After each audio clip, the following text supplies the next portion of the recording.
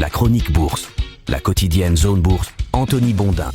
Bonjour et bienvenue dans ce point de marché Zone Bourse du lundi 24 novembre 2025 qui s'appelle ce matin Cacophonie sur la baisse des taux. Les investisseurs sont en train de réorienter leurs paris vers les secteurs défensifs en prenant un petit peu leur distance avec le boom de l'intelligence artificielle. Les marchés, eux, ils ont mieux terminé la semaine dernière qu'ils ne l'avaient commencé grâce à la résurrection du scénario de baisse des taux de la Fed dès le mois de décembre, on va en parler un petit peu après. Les jours qui viennent vont être marqués par le retour de quelques statistiques aux États-Unis après la fin du shutdown et par une semaine boursière américaine tronquée par l'enchaînement jeudi férié de Thanksgiving et Black Friday. Les marchés actions ont donc souffert la semaine dernière, mais ça aurait pu être pire. Le rebond du marché américain vendredi a en effet adouci un petit peu la facture, même si le bilan hebdomadaire reste largement négatif. Du côté de l'Europe, le Stoxx Europe 600 a aussi perdu du terrain, c'était moins 2,2%, et aux États-Unis, le S&P 500 a lâché 2% sur la semaine. C'est la troisième semaine d'affilée en territoire négatif pour l'indice large américain qui n'est plus tellement habitué à baisser, il faut bien le dire. Les deux côtés de l'Atlantique sont confrontés à un double mouvement assez similaire, une tendance de fond qui est légèrement optimiste couplée à un arbitrage aux dépens des secteurs phares de l'année et en faveur des compartiments plus défensifs. La principale différence entre le S&P 500 et le Stoxx Europe 600, c'est que ces secteurs phares ne sont pas tout à fait les mêmes. En effet, du côté des États-Unis, c'est la thématique IA qui a pris une petite déculottée, en particulier via les vendeurs de puces. D'ailleurs, l'ETF Invesco Felix Semiconductor a perdu 6% la semaine dernière, il avait déjà lâché 1,9% la semaine précédente et 4% sur la première semaine de novembre. Bilan des courses, son passif atteint 11,4% sur le mois de novembre, ça constituerait sa pire performance depuis le mois de septembre 2022, juste avant le boom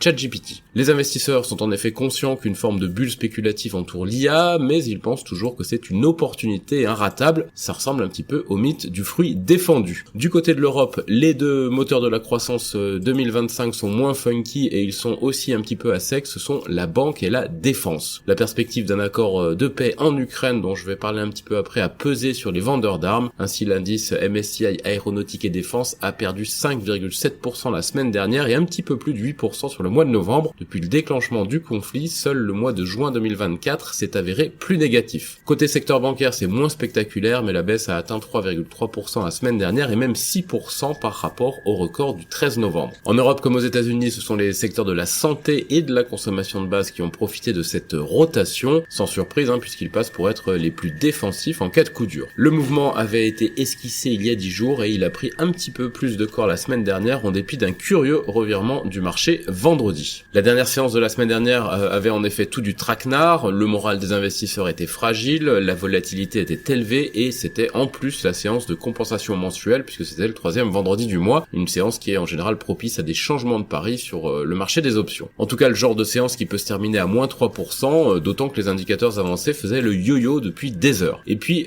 John Williams a surgi. Alors non, pas le John Williams de la musique de Star Wars, des Dents de la Mer ou de Harry Potter, le John Williams de la Fed, celui qui a dit vendredi qu'il y a encore de la place pour une baisse de taux de la Fed le 10 décembre prochain, alors que le marché commençait à tirer une croix dessus. Comme c'est un membre important de la Banque centrale américaine, les financiers en ont conclu qu'il avait été envoyé en éclaireur pour adoucir un petit peu le message ferme envoyé par la Fed dernièrement. L'effet a d'ailleurs été assez spectaculaire puisque la probabilité d'une baisse de taux dans 3 semaines est passée de 36 à 70%. John Williams a donc bien troqué sa baguette de chef d'orchestre contre une baguette magique. Alors on en a déjà parlé la semaine dernière, mais évidemment les taux vont redevenir l'obsession du marché à court terme puisque les résultats trimestriels ont rendu leur verdict et que la force de traction de l'IA est abîmée. Restent donc les taux directeurs dont la baisse serait synonyme de soutien à l'économie américaine. Pour les amateurs de signaux avancés, je signale que Bank of America estime désormais que la Fed va capituler sur les taux quoi qu'il arrive parce que c'est la liquidité financière qui est en train de se contracter alors que les actifs risqués sont encore valorisés comme si elles restaient abondantes. Les premiers signes de stress sont déjà apparus sur les cryptos, les spreads et la baisse des banques et des courtiers en bourse. Ainsi, pour éviter un choc systémique, la Fed serait forcée de baisser les taux plus vite et plus fort que prévu selon Bank of America, qui signale d'ailleurs 2 indicateurs de stress à surveiller pour que la capitulation soit quasi certaine. Je vous les partage. L'un, c'est l'indice KBW Nasdaq Bank Index. Il faudrait qu'il passe sous les 140 points pour que ça devienne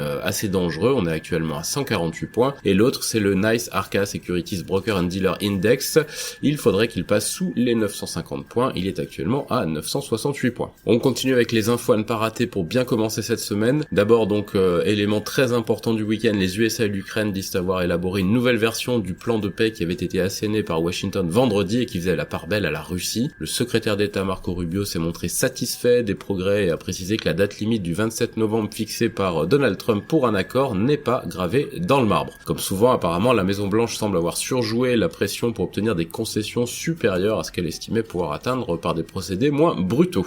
Moody's a relevé la note crédit souveraine de l'Italie de Baa3 à Baa2 avec une perspective stable. En France, l'Assemblée nationale a rejeté la partie recette du budget 2026. Au Japon, le marché spécule sur une hausse des taux de la Banque du Japon après une série d'indicateurs en ce sens. On passe maintenant à l'agenda. Sur l'agenda macro, aux États-Unis, les prix à la production et les ventes de détail de septembre seront annoncés le 25 novembre, tandis que les commandes de biens durables sont prévues le 26 novembre. En Europe, c'est la journée de vendredi qui sera scrutée de près avec les taux d'inflation préliminaires de novembre de la France et de l'Allemagne notamment. Sur l'agenda des sociétés, on a encore Agilent, Alibaba, Dell, Compass, Deere ou Kroger qui font partie des dernières grosses publications de la saison. Côté Asie-Pacifique ce matin, Hong Kong rebondit de 2% et l'Australie de 1,3% pour démarrer la semaine. Les autres places sont plus mitigées, du côté de l'Inde, de Taïwan et de la Corée du Sud, on est en progression modeste. Le marché japonais, lui, il est clos pour un jour férié. Les indicateurs avancés européens achètent le rebond de Wall Street vendredi. Les places du vieux continent sont attendues en hausse à l'ouverture. Dans l'actualité des sociétés maintenant, côté France, LVMH a renfloué le Parisien aujourd'hui en France à hauteur de 150 millions d'euros. Et si Luxottica serait intéressé par l'acquisition d'une participation de 5 à 10% dans la maison de couture italienne Armani, selon Il Sole 24 Ore,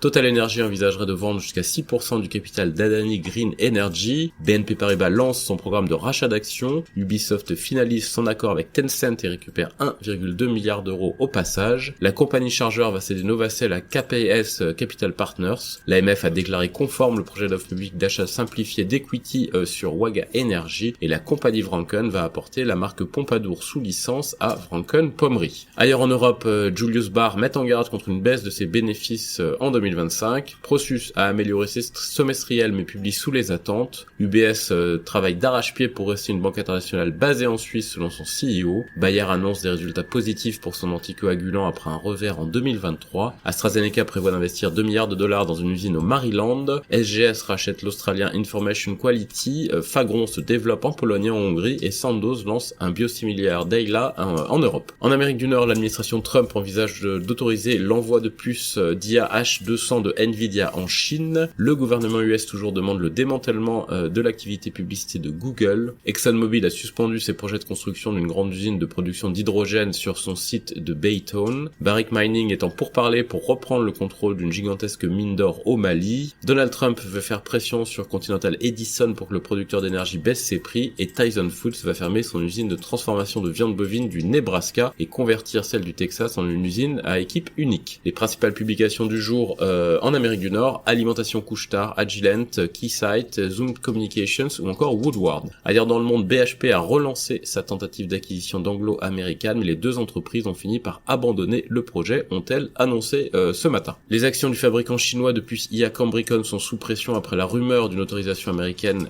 des puces Nvidia H200 en Chine. Lenovo constitue des stocks de puces pour faire face à une pénurie, je cite, sans précédent à cause de la demande IA, et Neo Energia vend la centrale hydroélectrique Dardanelos à EDF pour 463 millions de dollars. C'est terminé pour ce point de marché du jour. Je suis désolé, il y avait beaucoup de bruit parce qu'il y a beaucoup de vent ce matin à Annecy. Je vous souhaite une excellente journée à toutes et à tous.